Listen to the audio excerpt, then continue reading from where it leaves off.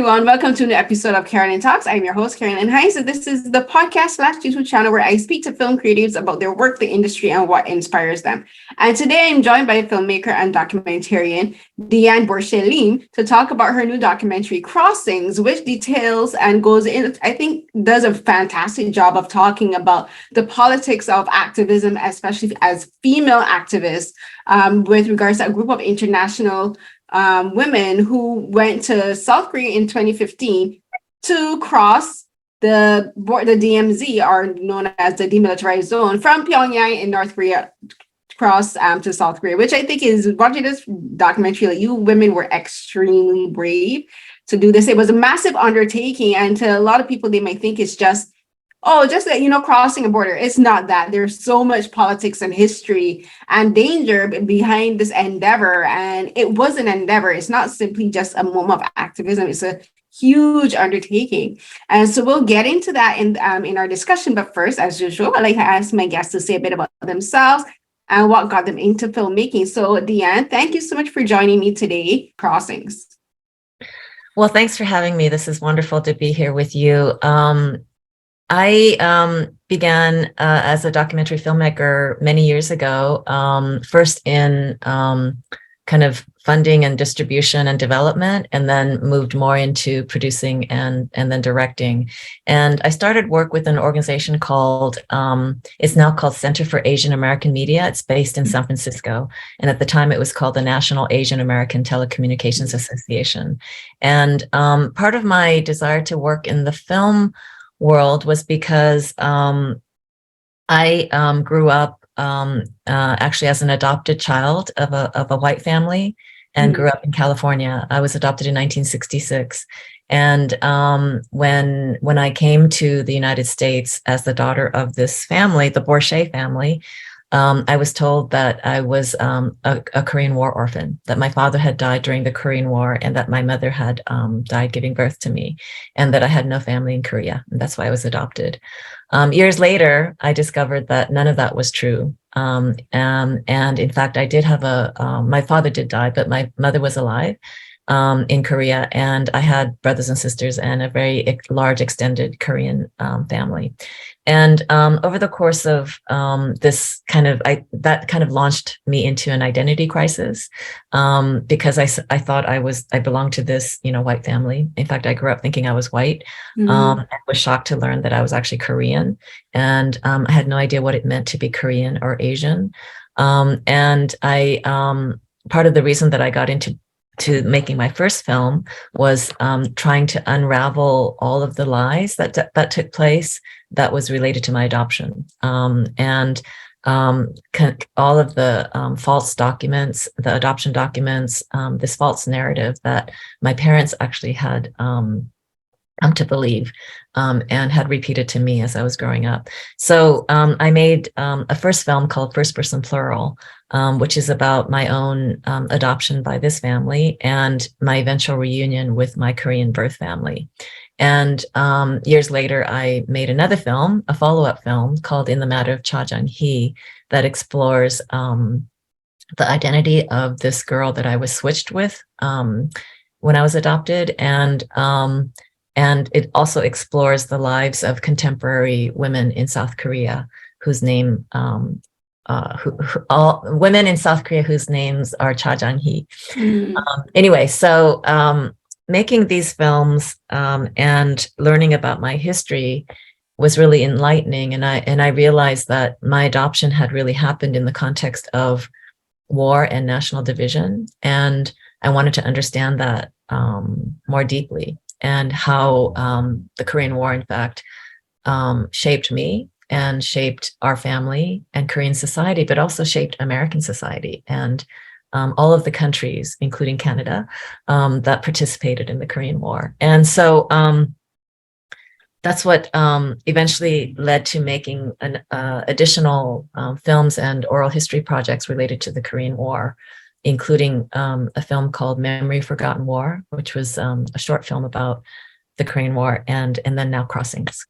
You have such a I think an amazing backstory, because the beginning to growing up adopted within a white family and believing that you were white, but then to find out, wait, I'm actually Asian, I'm Korean. And then what everything that ties into being Korean American and having a Korean ancestry. And the thing with the war, especially the Korean War, like there was this huge, I guess you could call it almost like a baby market that was created during and after the war, where many Korean babies were taken from their mothers and from their families and essentially given away or sold in some circumstances, because a lot of the organizations that were doing these adoptions weren't legal organizations. They were basically like, just like doing marketing for these babies. Were sent to North America. A lot of them are sent to Canada. A lot of them sent to America and to other European countries. And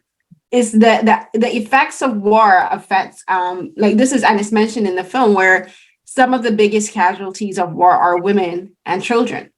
For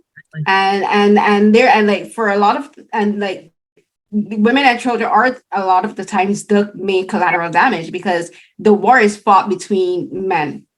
It's like the political leaders, the military generals, the soldiers, and women are said, okay, you have to be a supporter. But it's like, we didn't sign up for this war. This war was created by a few men in a few rooms, and everyone else has to basically be swept along in the tide of this war. And that's what happened with the Korean War and the separation of Korea into North and South, where and you speak about, and when you think about the part that the American government, I think, as well as the society, played in that, because so many, as you're saying, so many babies were adopted by white families, and all of these hundreds of thousands of kids, and no one would have gotten together and said, but wait, where are all these children coming from? You had all these hundreds of thousands of families, these adults, these white people who are taking these children, and no one got together and questioned and said, there's something wrong that we're having an influx of all of these babies.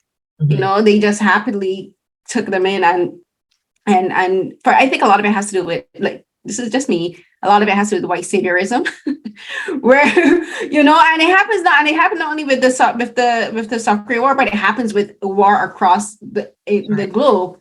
They'll say, we want to adopt all these children because we're saving them, and then it's like, how about you try to work to stop the American government from being imperialist and invading people's countries and perpetuating war. That's a whole other discussion, but it kind of ties in, because the film starts. So I think you brilliantly start out the film with Donald J. Trump, the former president of the United States, talking about declaring war on North Korea, because there was a time before we kind of separate time now, before the pandemic and after the pandemic. But while he was in office, there was this moment of extreme tension. And I remember it distinctly. There was this, I think it was a Saturday, and there was this missile that was launched from North Korea. And there was literally it was this time we were like, is this it? Is this really, are we really going to enter into World War III? Because these two men are acting like children, and these men have the buttons to start nuclear war. And I remember distinctly, it was a Saturday, and it was Twitter was exploding, because people are like, what is happening?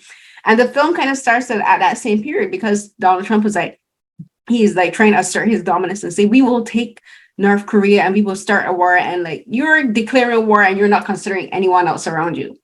He thinks he's going to be safe in his bunker, and while the rest, everyone else gets obliterated. So talk about starting the film from there instead of from any other point. Okay. You said so many things. Well, first, just to reflect a moment about what you were saying about the adoptions and war affecting women and children, which is so true. Korean transnational adoptions did start during and immediately after the Korean War. And the first, there were children who were military mascots who were adopted initially by American troops.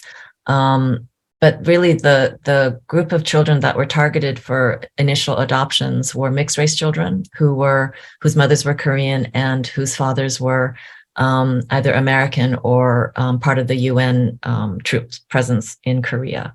And it was those children that were initially the groups that were, that Syngman Rhee, who was the president at the time, really wanted to sort of remove from Korea and get adopted by overseas families. And I think that the beginning of those transnational adoptions really also happened in the context of the national division that was already taking place. Korea was divided in 1945. And then when the two states, the DPRK, the Democratic People's Republic of Korea in the north, and the Republic of Korea in the south, when those two states were solidified in 1948, it resulted in the separation of millions of family members. And that separation and division continues to this day because of the ongoing war and because of the existence of, both the physical demilitarized zone that is the physical border that prevents, the families from seeing each other, as well as all the ideological and, other barriers.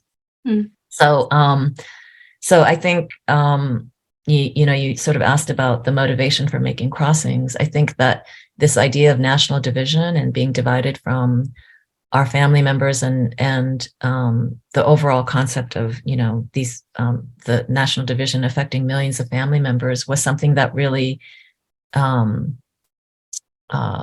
really was an important theme for me.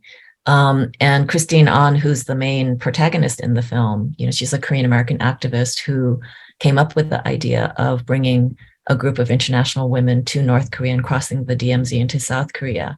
I had known Christine here in the San Francisco Bay Area for a number of years, and we had worked on various, anti-war things together. And when she asked me about whether I'd be interested in going to North Korea and crossing the DMZ to promote a formal end to the Korean War and the eventual reunification of families, that was a theme that really resonated with me. Mm-hmm. And that's one of the reasons why I signed on to the project.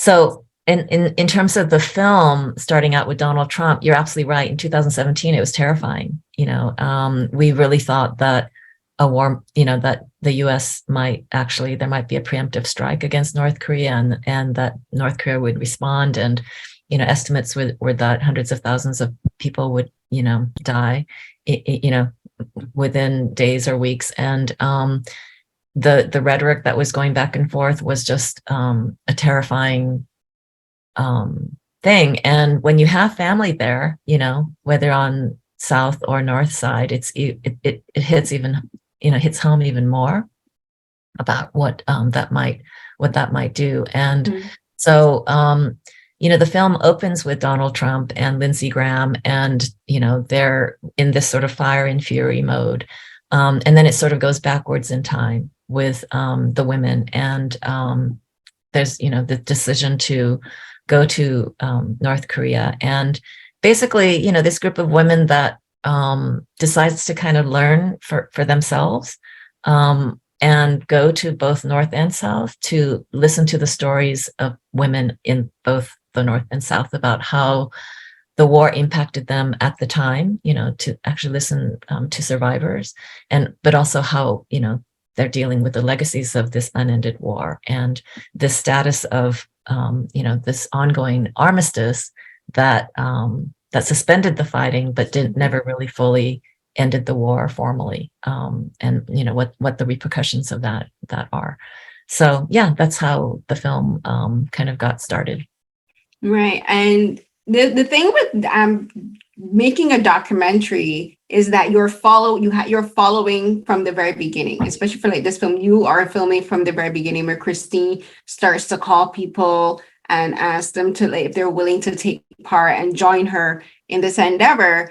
And when you're doing this, when you're doing a documentary, you don't know how it's going to end. You don't know where the path leads. Like there is no script you're following. There's no plan, no production that's designed or whatever. You're just like following the movement, and you're following the the path that's just being drawn as you each go along day by day, because you don't know what the next day is going to plan, what the next day is going to bring. So when you're filming this as a documentarian, you're thinking with the eye of a filmmaker, but then as someone with your background, with your own history and relationship with South Korea as well as America, how did you go about, just like when you began filming, just what was it you told yourself, this is my objective, this is how I'm going to proceed? But were there any moments where you were just like, it was kind of hard to separate yourself as both a filmmaker and an observer, as someone with a personal connection to the story? Mm-hmm. Yeah, absolutely. Yes, that's a great question. Yeah, and when I went into the project, we had first of all, we had a very small crew. We had a camera woman, a sound recordist, also a woman, and a PA, and myself. And so it was a very, tight, small crew. And my plan when you're making an observational film like this, you kind of have certain hypotheses of what might happen, but as you just said, you kind of can't predict everything, right?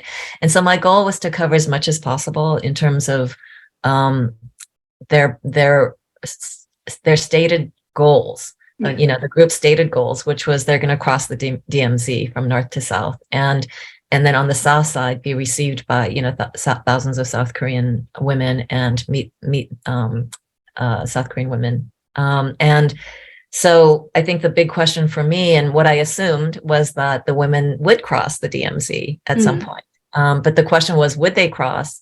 Where would they cross? How would they cross? And so that was kind of the main kind of through line that I was following at the time. I think what became evident to me as we were filming and also during the edit, and after we had done all the interviews with all of the women, was that there were other factors, and that there was really another story that was coming to the fore, which was the story of how these women, some of them who are, very prominent, people like Gloria Steinem and the two Nobel laureates, Mairead Maguire from Northern Ireland and Lema Bowie from Liberia, along with, women from 12 different countries. How would these women work together? How do they make decisions, and are they going to stay together? Are they going to have different strategies? How do they work through kind of the sort of existing hierarchies and different ideas of activism, different ideas about feminism, different levels of knowledge about the Korean conflict and the Korean culture? All of these things that the women were bringing to the table. It's a very diverse group of women. How are they going to work together and do this collective action? So that became a key through line. And then I think the other through line was really, how the women were reacting to being in North Korea. It's a challenging place to travel to. It's hard to, as Christine Ahn says in the film, it's very difficult to travel there without certain preconditions. Or preconceptions, I should say.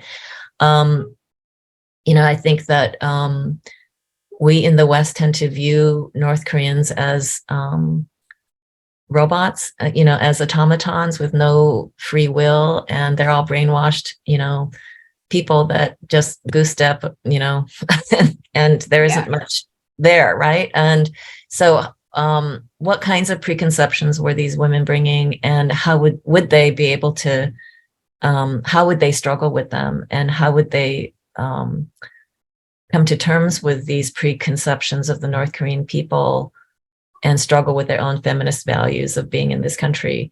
And I think the question became for me as the filmmaker is, would these women be able to see humanity in the North Korean people?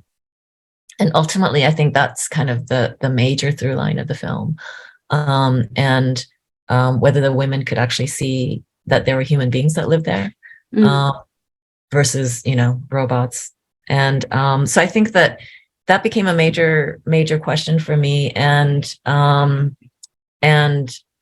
major through line in the film. Yeah. There's something you mentioned there, and it has to do with the preconceptions and the preconceived notions that women in the West had for the North American women. And we're going to get to that. But before we get to that, when you started having the discussions with Christine about making this film, and she started to gather the team of women who would come together. And I love how the group of women she brought together were women from very different backgrounds and very different political histories, in a sense. Like Lem LeBeau, she's from Liberia, and she experienced war. She lived through a war, and she protested with hundreds of women, Liberian women, to end the war in Liberia. And having someone of her background and her experience who was doing essentially the same thing that was being achieved for what happened in 2015, which is like just gathering women together to like protest and show that women have a voice. And then there's also like Gloria Steinem, who everyone knows as being a journalist and an activist, especially from the 60s and 70s. And then you have like women who were in Ireland during the war in Ireland with England in the 60s, 70s. And then there's women who were activists, legal, what's the word I'm looking for? My mind is drawing a blank. But they're like, like advocates and legal aid advocates and lawyers and women who are who own businesses, both in America and from around the world, including South Korea. So when you were watching her gather this team together, what were the thoughts you had about the women that she has selected and the women who agreed to take part, and the discussions that you guys had with how you were going to structure the film and follow them, because you had to wait till everyone came together, because you couldn't be in all the countries, you couldn't be in all of their living rooms. So what were the discussions you and Christine had about the women that would be taking part, and how you would go about piecing the film together? Yeah. The first time I met all of the women was in Beijing, and it was before, it was during the orientation process, before the women went to Pyongyang. And I had done some interviews prior to that Beijing trip, but most of it took place starting in Beijing. So it was a very kind of concentrated period of time when we filmed interviews and also all the observational material. I thought it was a really interesting, fascinating group of people that came together. And I think Christine has a real kind of talent of bringing very diverse people and enabling the group to actually come and discuss very complex issues and be able to actually take in all of the diverse experiences and ideas that people bring to the table. So it's a difficult thing to do. And I think collective actions of this sort are just so complicated. So in many ways, I think I really felt like, I was filming, it was sort of a case study of how diverse women like this do come together. And, it's not perfect. There's going to be disagreements.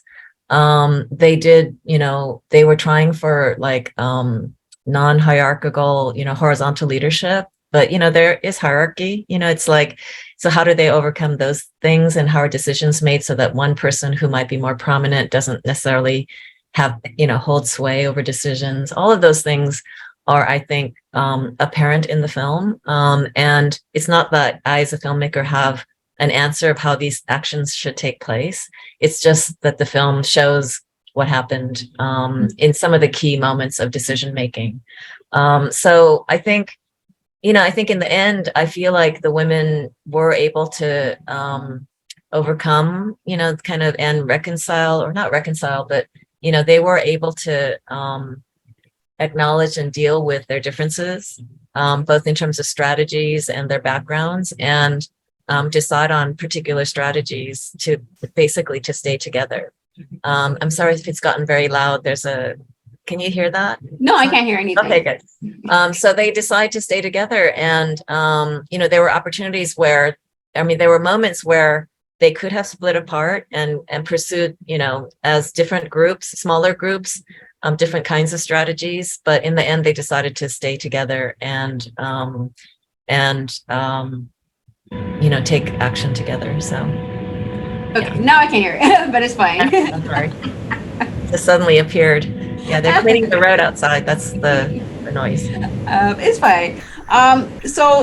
You mentioned just about the hierarchy, and I was watching the film, and I think you did a fantastic job, like balancing, like I guess you could say, like screen time and the interview time with people, to make sure that people had like equal amount of screen time, and that we weren't seeing the interviews from like only certain people. But I will say, I think there was something that maybe it's because I'm a Black woman, I'm a woman of color. I did notice that Gloria Steinem, like she did have, there were a lot of scenes where she had to speak up. And for me, I know for a lot of people, it could seem as though, okay, so is this white woman getting a lot of attention, and she's kind of taking things over from Christine. But I kind of read it as, this is like a white woman using her platform and her power and her political savvy and know-how to, I guess you could say, advocate for Christine and for all of you that were there, because like she does, like her name is widely known, is internationally known in politics and in media. And it's like there's a moment close to the end of the film where like the South Korean press corps were you could tell they were kind of like asking questions that weren't fair to Christine. And there was a discussion that took place amongst all the women about kind of like pushing Christine to the back, not because she's not to be visible, but to protect her from getting any pushback from the Korean media, from any lies that were being spread. And like Gloria had to speak up, and I'm like, this makes sense in this point, because she's a white woman. I'm like, this is where white women should show solidarity, and this is how white women can use their voice as an ally, And the film is very much like that. So you have all of these women from every side, like from different backgrounds and different professions, and they each bring something to the table to help make this event occur. And everyone has their own expertise and their own backgrounds and beliefs, which offers something very specific. But the thing that the film, and as we mentioned in the beginning, what the film does highlight is, no matter where women are from, no matter almost all of our personal and professional or emotional or even religious experiences, we're all women, and all women around the world unfortunately face the same societal impact, the same misogyny, patriarchy, gender discrimination, all of these things, health discrimination. Like that's something that's mentioned in the film with regards to the difference between how women are treated medically in North Korea versus the Western world. And that's I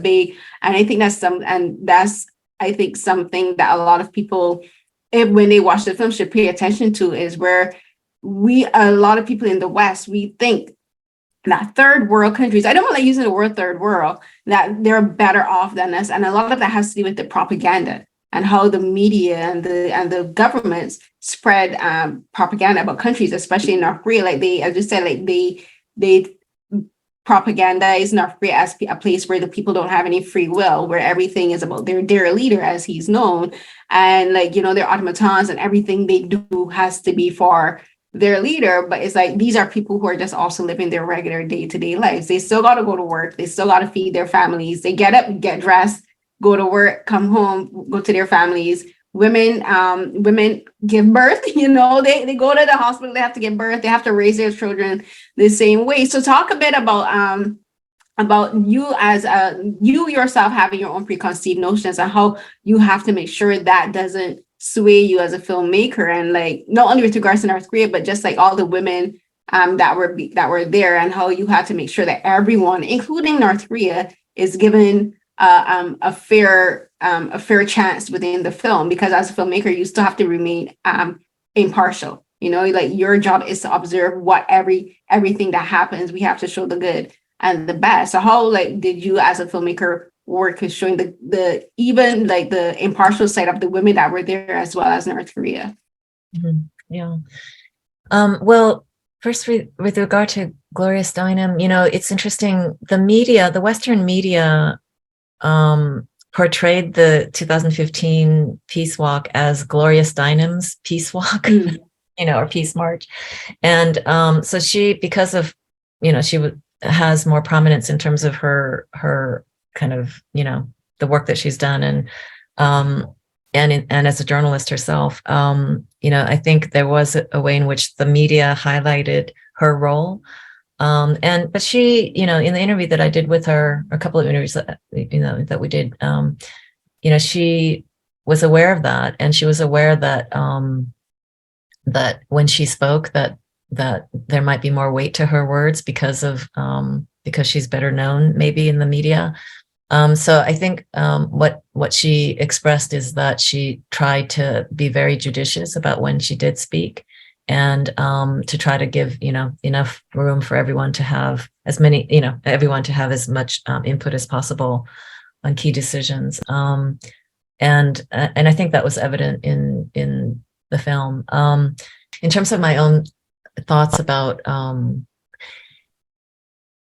think that, oh gosh, this film has made me think about so many different things. But one of them is this idea that, that we in the West, that we tend to, well, I'm not sure about Canadians, but I know that for Americans, we tend to see ourselves as being ethically superior. Mm-hmm. It's the same in Canada, trust me. Is that okay? So we see ourselves as ethically superior, and in the case, and our quote enemies, in this case, the North Koreans, as inferior. So we're ethically superior. We don't commit propaganda.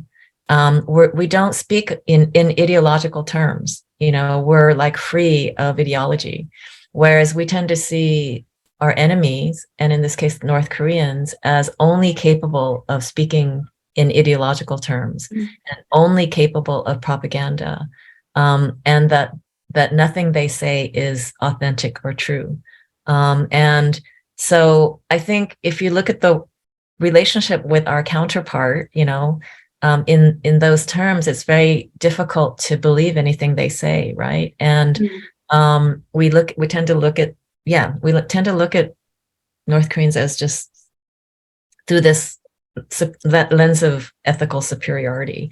We also tend to, I think, see our own side with as humans, but we have a very difficult time kind of mobilizing empathy or seeing the other side as with humanity.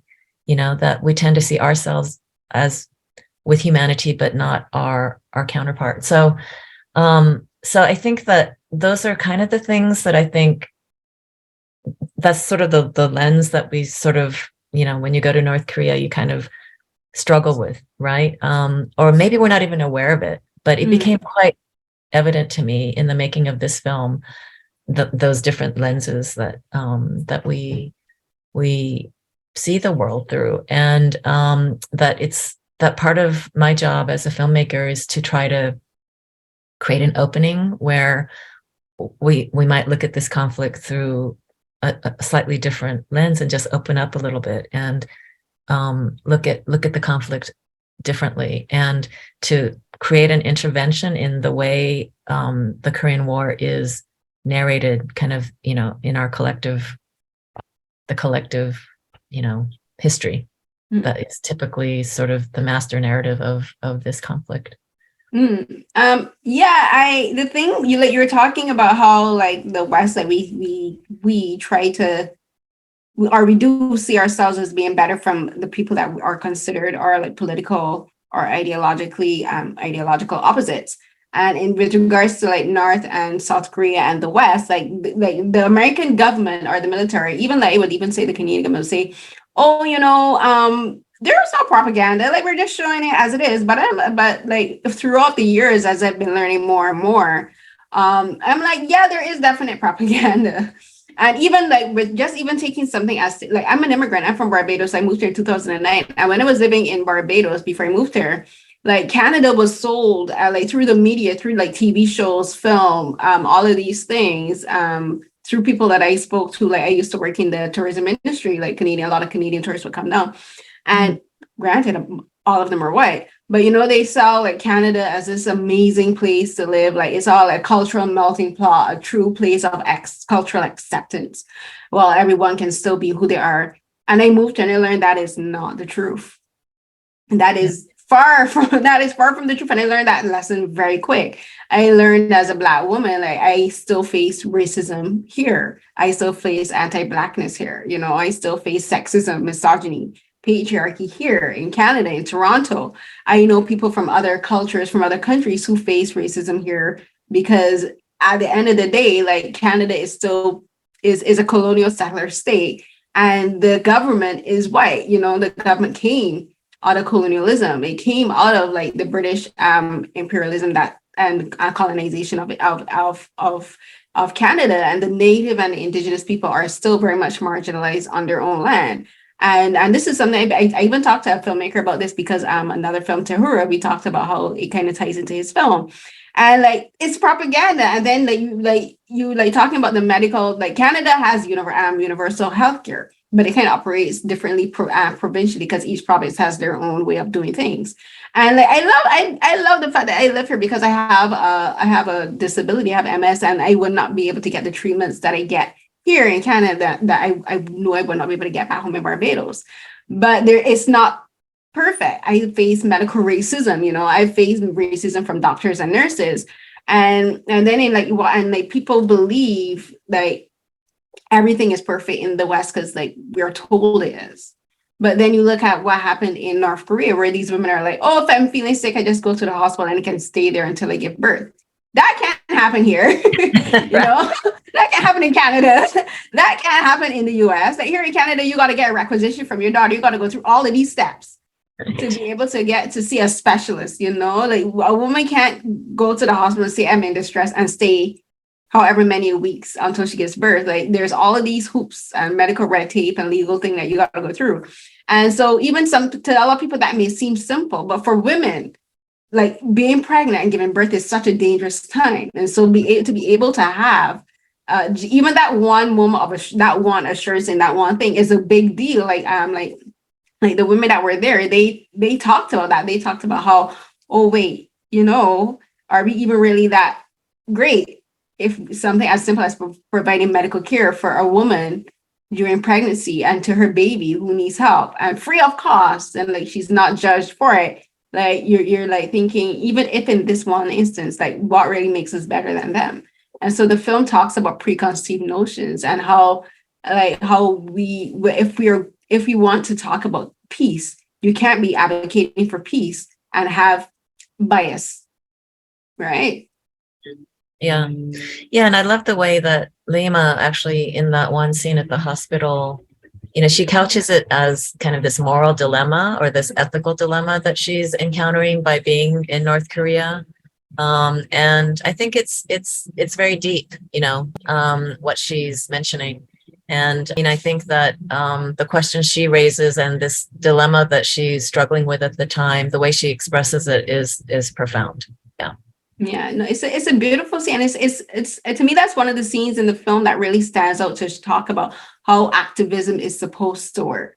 You know, like you can't say you're an activist for peace. You can't say you're an activist for women. You can't say you want to end war, where the people on the other side you have prejudice against. You know, where if you're like, I'm gonna come and advocate for you. The North Koreans, or to go in any other country. I say, I'm going to advocate for you to end war so that we can have world peace. And then they'll say, I judge you because like you are Muslim or you're Buddhist or you're whatever. I'm like, no, you're advocating for the peace of this person's body. To be an advocate doesn't mean that you get to judge who they like their beliefs. That's between them. That's something personally they have to start out. You're advocating for them to have the right to do this, you know, and the film. And so I want you to talk a bit about the film, like about this being something that like you had, like we mentioned it earlier, but this is something that really does come through as the film progresses, where like none of you had the thought of this being something that you had to think about. For everyone, it was just, we must cross the border, right? You know, to show that the line, this division, this line of demarcation between North and South at the 30th parallel is arbitrary and it's useless and it should have never been.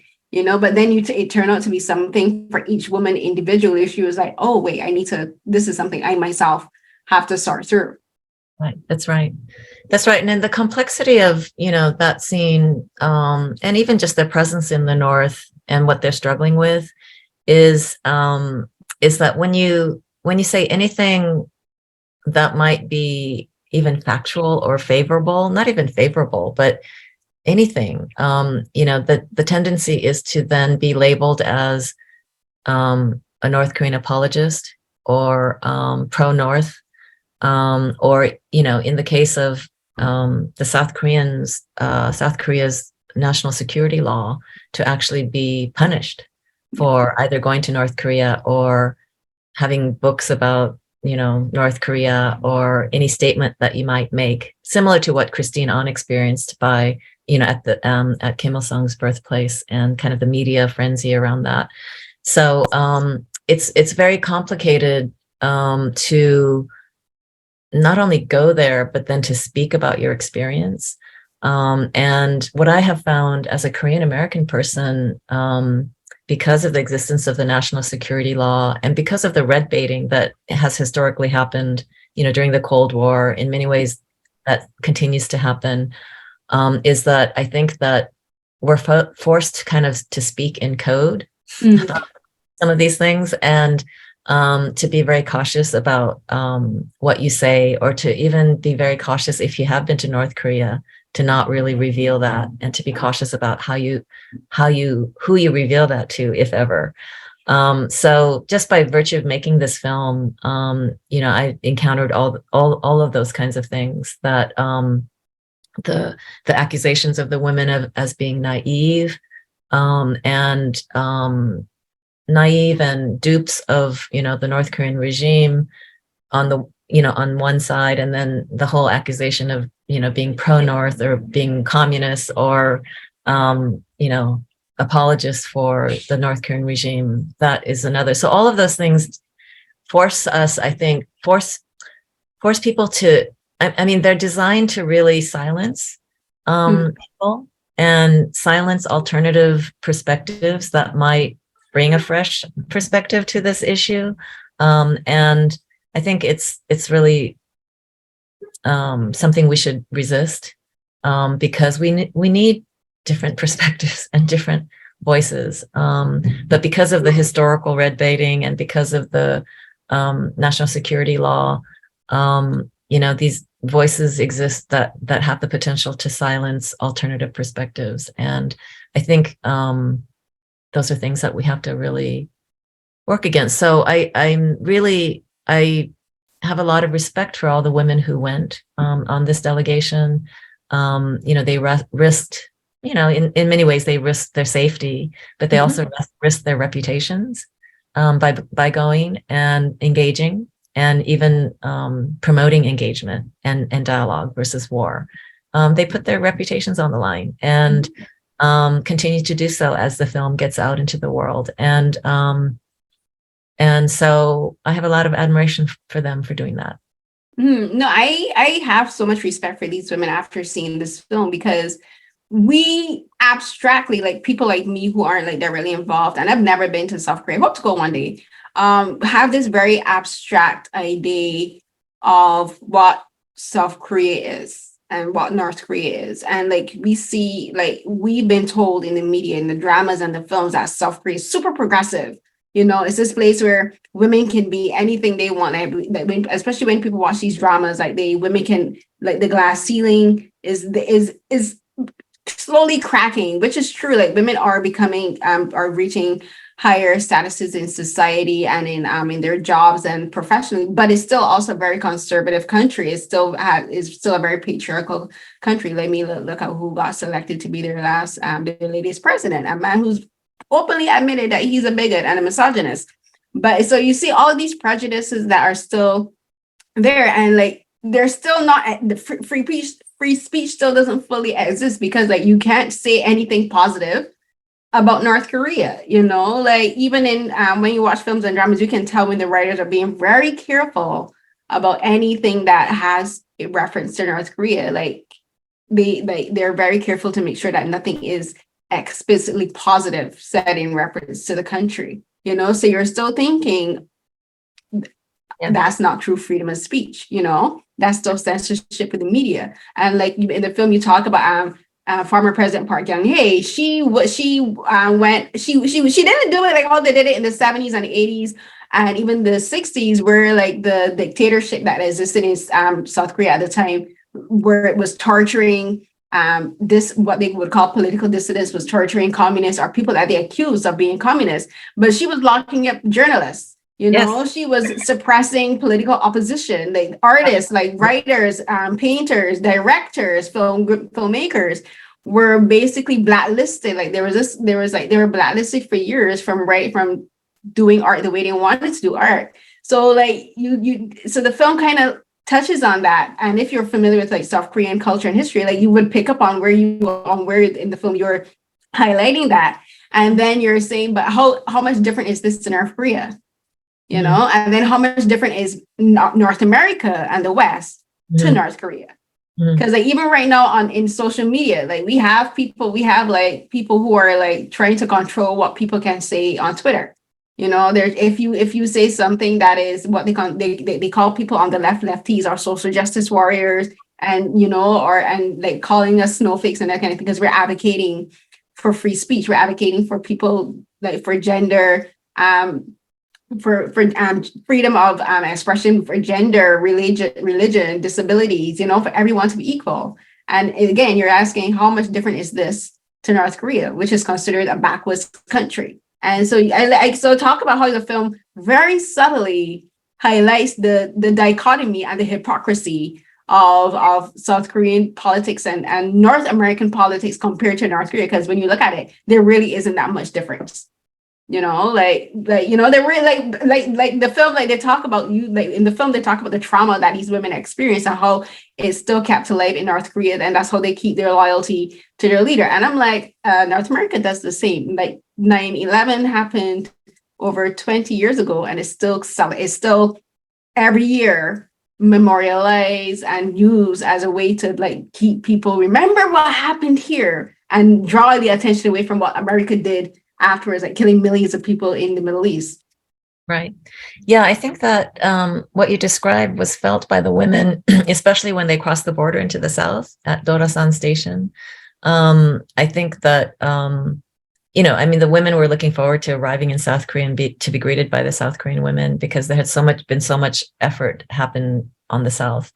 They didn't realize that communications and the emails that they had been exchanging had been censored. And so there were some communication gaps. But when they arrived in the South and went through immigration at Dorasan Station, you know, a number of the women were given a piece of paper that was part of, you know, kind of this continuation of the national security law, which was a signed statement that they would not, during their time in South Korea, they would not engage in political speech, and that if they did so, certain kinds of political speech, that if they did so, that they would be deported, and that they're expected to sign these pieces of paper. And also, you know, everyone's bags were gone through, and anything related to the North were taken away, that kind of thing. So I think the women expected to arrive in the South and, you know, not have to go through that kind of thing. But I think, as Lema says in the film, you know, that there was, that surprised them, that they had to go through those kinds of, that kind of scrutiny. And then all of the media, you know, the media accusations and media coverage was, you know, had a certain slant to their coverage. So, and it continued on with this sort of ongoing red baiting and portrayals. But, you know, I think the South Korean women who were planning the arrival, I think in many ways they experienced, it was, you know, it was really stressful for them because they weren't certain what had happened in the North. The communications weren't available. And I think there was a lot of anxiety about what might happen, in particular, what Christine Ahn would say and what any of the other women would say. So, yeah, very tense period. And yeah, I mean, it's interesting that you describe kind of the South Korean governments and, you know, the history of military dictatorships. And I mean, there was this brief opening with Kim Dae-jung, the Sunshine Policy era, when there was more openings and more engagement between South and North Korea. and the summit that took place in 2000 between Kim Dae-jung and Kim Jong-il at the time, which, looked like it was very, favorable, and there's a lot of promise at the time. But then these conservative governments came in, Lee Myung-bak and Park Geun-hye, and there was so much repression that took place, political repression that you just described. So for the South Korean women, as they were planning this, dealing with, the blacklisting, of artists, activists, all the stuff that was going on during the Park Geun-hye era, it was really quite tense, and quite tense. And now we're back in that kind of same similar mode. Yeah, it's like the world is, we're always just thinking like, have we learned nothing? Have we learned nothing? Exactly. It's 2022 and we're still dealing with a lot of the same, I don't even say a lot of, just the very same obstacles that we face when we're younger, or the people that before us face. And it's the same thing, like the same, and it's so interesting to come, because I didn't even know this, but there were like female delegates that were in South Korea in, I think it was like 1951, because it was 1951 to 1952, I think it said, that were there to observe the impact of the war on South Korea, because and this is something I've been North Korea. North Korea. Sorry, yeah. North Korea, sorry. And this is something I've been talking about with people. I said, like, North America, the US military almost wiped North Korea off the map during the Korean War, because I think I read that per tonnage, the amount of bombs that were dropped on North America were more than the atomic bombs that were dropped on Hiroshima and Nagasaki combined. That's how much tonnage of artillery that was dropped. Yeah, bombs, not atomic bombs. But yeah, no, I don't mean that they dropped atomic bombs, but I mean like the explosive impact was combined was more than the atomic bombs, because it was. Oh, I see. Yes, right. Yeah, it was devastating, and women went there at that time to document what happened. And then again, it was in 1991 to 93, there was a second female delegation that was talking about that went there. And so like, the film shows that women have always been doing these kind of peace talks and these symposiums in South Korea to talk about bringing peace to Korea, talking about the reunification, and the film shows women have always been at the forefront, because someone asked them why women, and in my head I was thinking, why not women? Are women also not impacted by war, right? Like, I mean, like, why not women? Like, I'm like, the men aren't doing it, so somebody has to. So why not the women? If it's not men, it's got to be women, right? It ain't gonna be aliens. So, so talk about like how in your research, how you and Christine and everyone during your research, you found these historical events that were done by other women. Well, the 1951 delegation was an international delegation that went to North Korea, as you said, during the war, and it was after President Truman had introduced the idea of using atomic weapons in North Korea to bring a speedy end to the war, and there was already a huge destruction of North Korea by that time, and so this international group that came to document what was happening, documented all of, like the numbers of bombs, the buildings that had been lost, the lives that had been lost. And that footage, I have to say, was discovered by Professor Susie Kim, who's part of the delegation. And she's a professor at Rutgers. And she actually discovered that footage in a Russian archive. Oh. And photographs from that delegation had appeared in a book by Bruce Cummings, and I think a couple of other publications, but I had never seen actual footage of that. But she found the footage, and they transferred it to a digital format, and it's a beautiful footage, actually shot by Russian soldiers. And so it was Professor Kim who made that discovery and made that available for the film. So I'm deeply indebted to her for that. And then, as you mentioned, in the 90s, there had been just amazing conversations between North and South Korean women about peace and reconciliation and reunification. And they did actually cross the border both ways. The North Korean women came to the South, South Korean went to the North, and numerous times. And during these periods of, openings between the two sides. And that's a real inspiration. When I heard those stories and heard about, the conversations that they were having, was really eye-opening, because they discovered that, obviously I don't know all the conversations, but, they,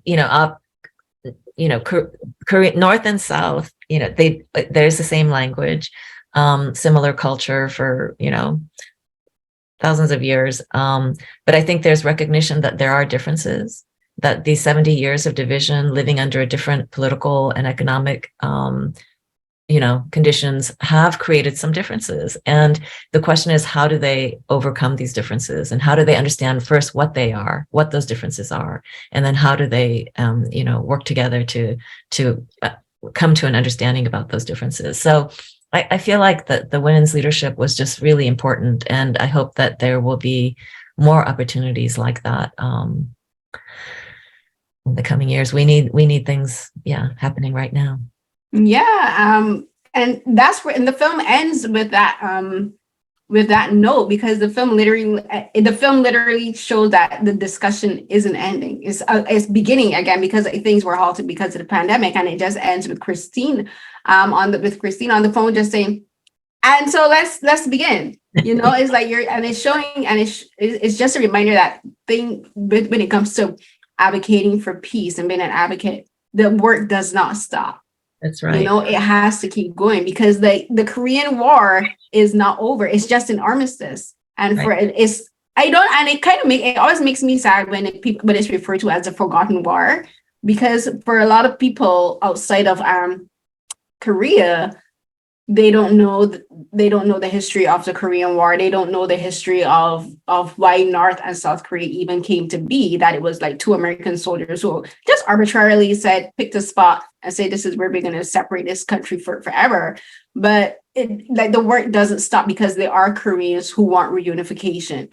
There are North and South Koreans who want their country to be whole again, because no country should be divided in the way that it's been divided in. Like the trauma that still exists on both sides is still very much real. Like, it's only been 70 years. That's not even a full lifetime.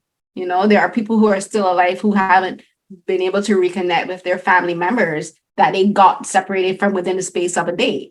And there was like a book that I read earlier this year. I don't know if you read it. It's called The Evening Hero by Marie Myung Lee, and it talks about this. It's a fictional book, but it's based on this, because she's Korean American, and like her family, and she went to like North Korea at one point in time for her studies and stuff.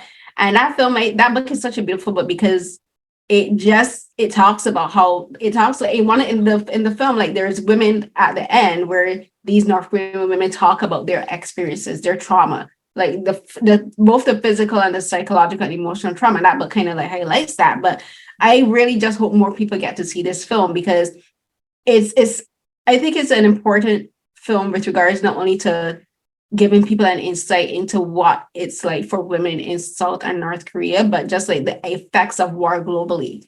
Like this is an impact of war globally. This is what activism should be globally. Like, this is how women should be able to band together globally. And it's just an example of what can be done. Absolutely. Yeah. Thank you for saying that. Actually, for anyone listening that wants to get involved, I encourage people to go to womencrossdmz.org. And there's multiple ways that you can get involved in the Korea Peace movement. There's also local chapters in various places that you can get involved in. And for additional screenings of the film, go to mufilms.org, mufilms.org. So there's lots of ways to, take part in this movement. The film does end with, Women Cross DMZ, this group of women that started in 2015, but they do build this global movement that includes South Korean partners and women across the globe. And it's been really exciting, actually, to follow this movement and how it's been building. So I encourage anyone who's listening or watching to get involved. Yeah, for sure. I'll include links in the for the podcast Okay, and cool. the YouTube channel. Awesome. For sure. Because Can I ask you a question? yeah, feel ask me anything. Okay, what's your favorite K-drama? Oh my gosh, this is a hard one. Your top one. Okay, the first one that always pops in my head is Goblin. Gong Yu, but I just like the romance isn't perfect, no, but I just love this. I love that drama because it's just so beautifully filmed. Like the cinematography in that drama is amazing. The fashion, I'm in love with Goblin. It's called Goblin. Goblin. So the full name is Goblin, the Lonely and Great God, but a lot of people just call it Goblin for sure. So it stars Gong Yu and Lee Dong-wook, and like it's so good. And I would say my second favorite drama would be Encounter. Encounter is from like 2019. Goblin is from like around 2016. So Goblin, Encounter, and It's Okay to Not Be Okay. One of the best dramas I've ever seen that talks about mental illness. Beautiful. Makes me cry every time. Okay. All right. Good to know. I've watched a lot of K-drama, but I haven't watched Goblin. So I'm going to put that on my list. You can find it on Viki. That's like I review I review dramas too. So like that's if you want to email me or ask me any questions, I will. But drama recommendations or films free. Okay, I'm going to email you. Thanks so much for this conversation. I've really enjoyed talking with you, and I appreciate the history that you bring to the film and the multiple perspectives. Thank you so much. This was great to talk with you. Yeah. I really appreciate you taking the time. Thank you so much, Deann. Thank you. All right. Thank you.